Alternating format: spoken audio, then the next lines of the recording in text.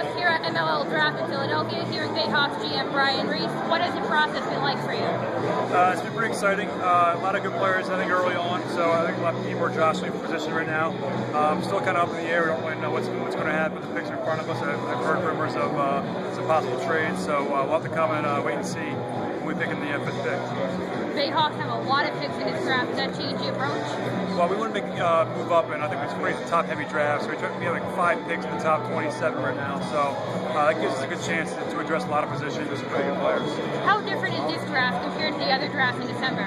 You know, it's not as well. You know, this is kind of you don't really know what you're drafting kind of commodity. Whereas the drafts in December, expansion drafts, supplemental drafts, both those players that you've seen before, they played in the league or to various success. So right here is kind of a crapshoot where you don't really know how the guys will pan out a little bit a year down the road. So they all have their senior years of play, so a lot can change. So a little bit more risk, but I think you're still going to get some star players in your roster. Is the approach with the Bayhawks different than it was when you were with the Outlaws? You know, not really. I guess approach is the same. I have a lot more help, I think, this year with Theo Cottle and Brendan Kelly, guys who have been there and done that and had a lot of success. So I think just putting our heads together, we'll come out with the best process for the Bayhawks. Is it any easier because players a lot of the time like to play close to home? Is that any easier being in a hotbed like Chesapeake?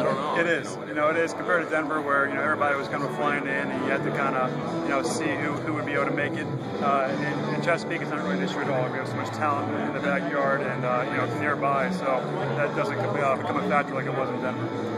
How different is it drafting in January compared to mid-season?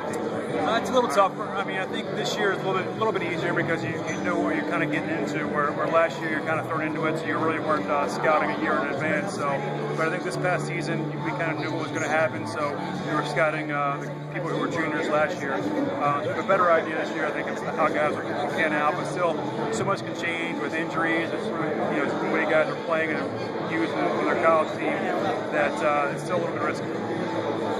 What's it like? I mean, championship weekend been in Chesapeake the last 3 years. It's the first time where it's not going to be in Chesapeake in those 3 years if possible. What's the reaction to that?